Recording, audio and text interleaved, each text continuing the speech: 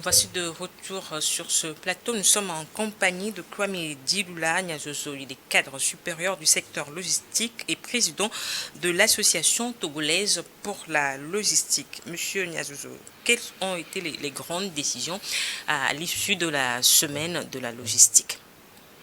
À l'issue de la semaine de la logistique, il a été noté un certain nombre de recommandations. Et ces recommandations-là qui seront portées à l'attention de tous les acteurs concernés. Et l'une des recommandations fortes concerne la notion d'interopérabilité des systèmes d'information, comme je le disais tantôt. Et cette interopérabilité qui donc va contribuer à une meilleure compétitivité de notre port. Monsieur le Président, quand vous parlez d'interconnexion, c'est-à-dire que et le port, par exemple, de Lomé et l'aéroport, les douanes peuvent être sur une seule et même plateforme. C'est possible. C'est possible. Ils peuvent être sur une seule et même plateforme. Bien entendu que chacun de ces acteurs aura son système, mais ces systèmes devront communiquer entre eux. C'est un peu quand nous prenons l'exemple du corps humain. Le corps humain, il y a plusieurs fonctions et toutes ces fonctions-là devront pouvoir coordonner ou collaborer pour que nous puissions être Par les vaisseaux sanguins. pour que nous puissions être en bonne forme. Et quand il y a un système qui est en défaillance, ça veut dire que les autres en sont impactés. Donc c'est un peu comme cela. Quand nous prenons le Togo comme hub logistique, il faudra que nous puissions avoir cette interconnexion, interopérabilité. Bien entendu, comme je disais tantôt, il y a des efforts qui sont faits, mais nous pouvons encore faire mieux dans ce sens. Et à part l'interconnexion, quelle autre décision a émané de cette rencontre de 3 jours? Ok, en termes de recommandations également, nous avons l'aspect formation des étudiants.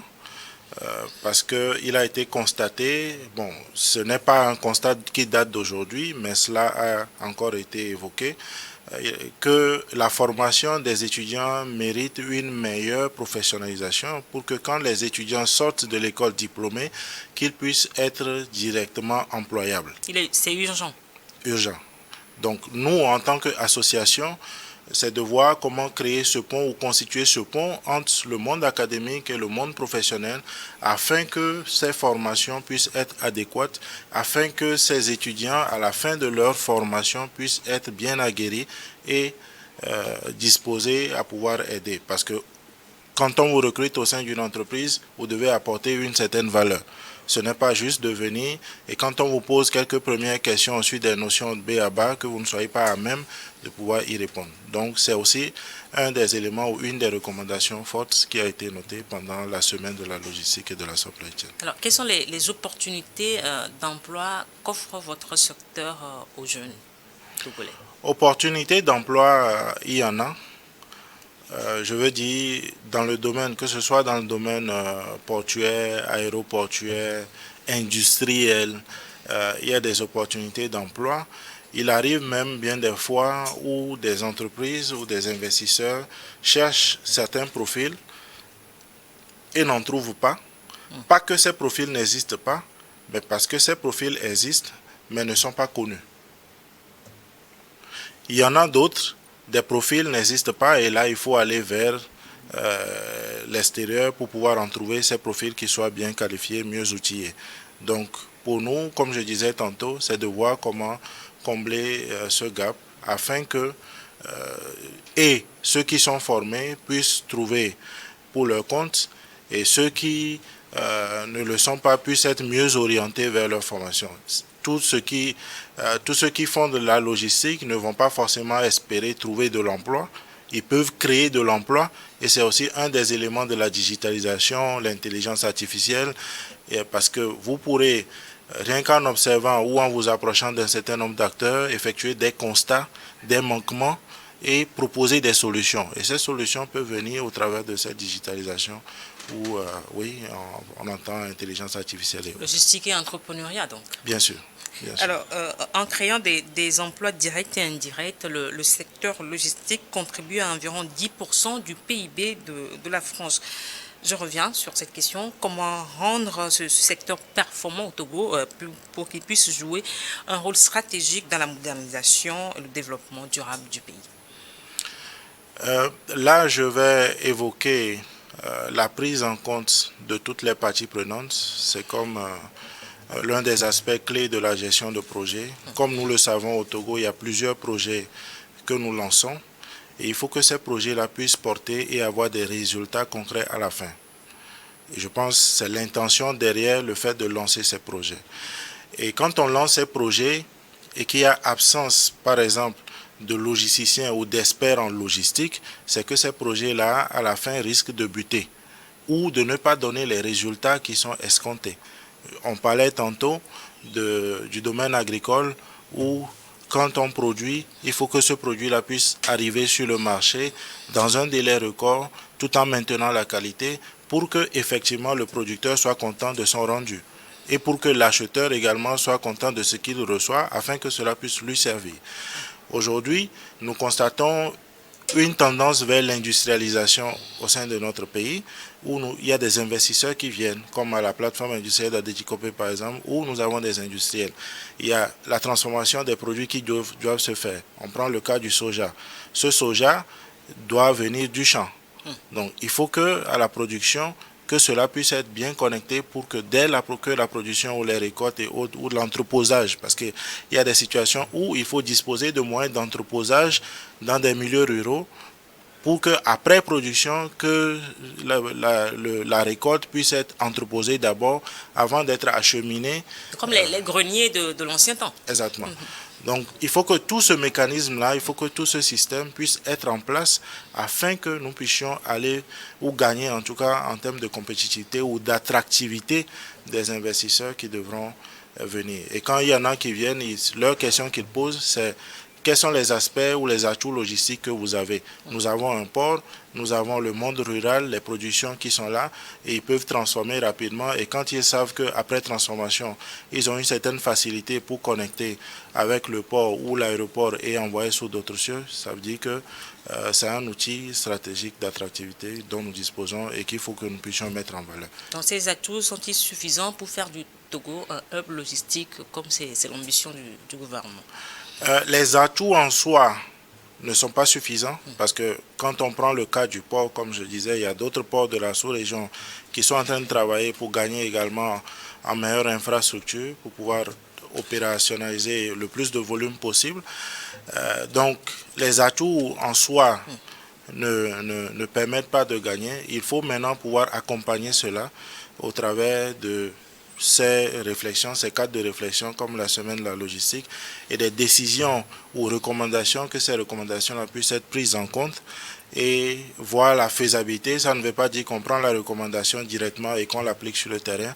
On la prend, on pourra encore se retrouver entre décisionnaires ou institutions publiques, privées et autres, analyser la chose pour adapter la solution aux problèmes que nous avons pour que effectivement le résultat à la fin puisse être atteint. Alors, de quelle autre infrastructure le Togo a besoin pour soutenir cette ambition de hub logistique? Pour soutenir l'ambition de hub logistique, nous avons besoin, je vais donner un exemple pour pouvoir illustrer cela.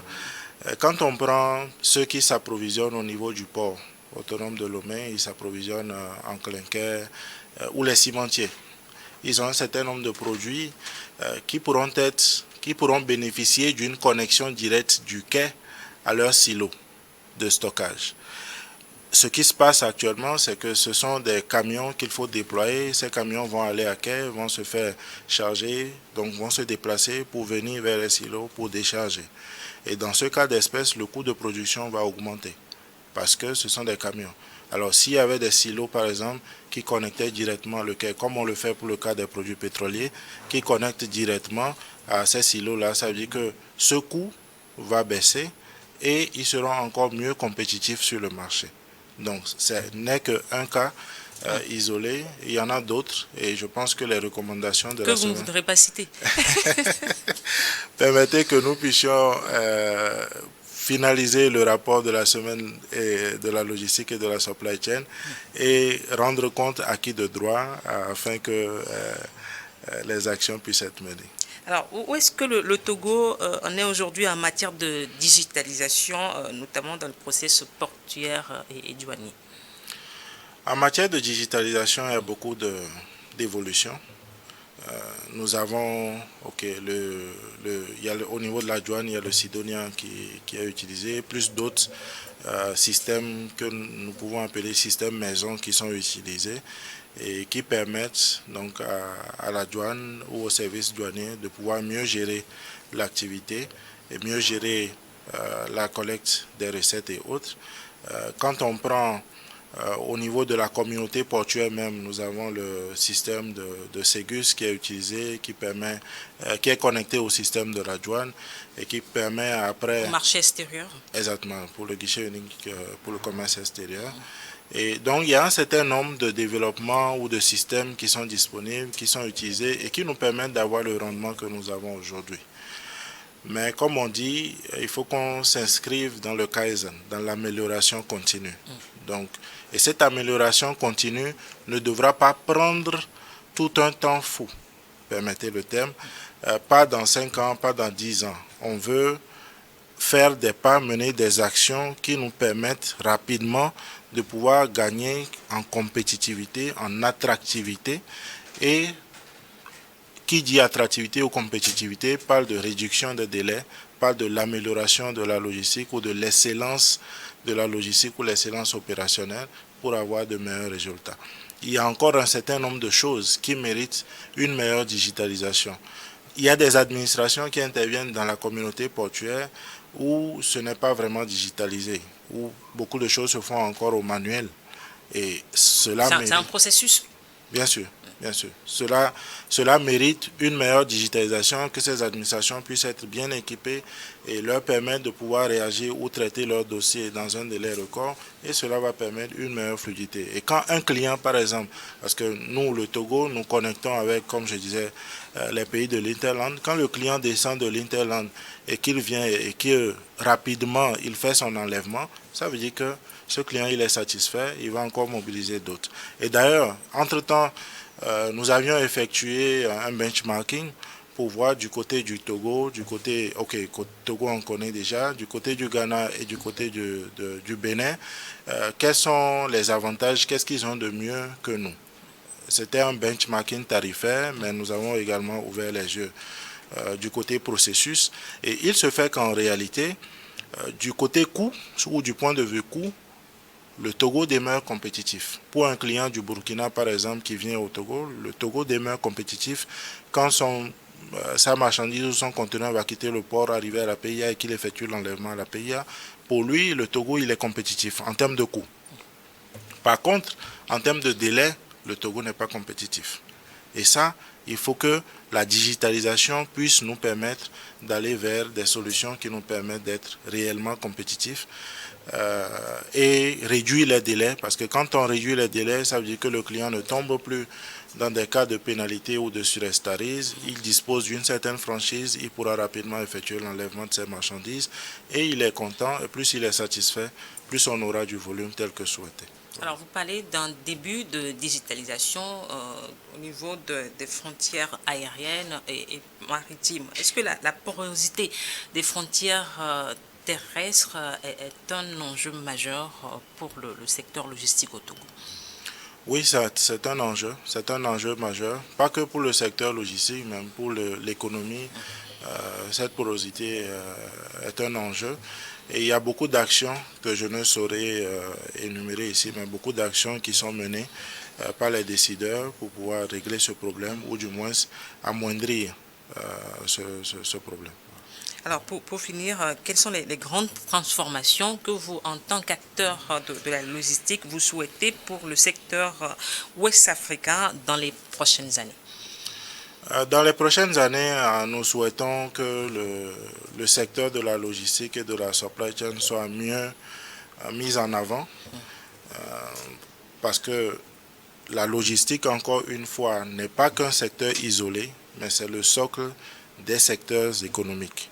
Et une logistique qui est bien utiliser en tout cas une logistique qui est intégrée dans tous les aspects de développement permet d'avoir une meilleure compétitivité, une meilleure attractivité.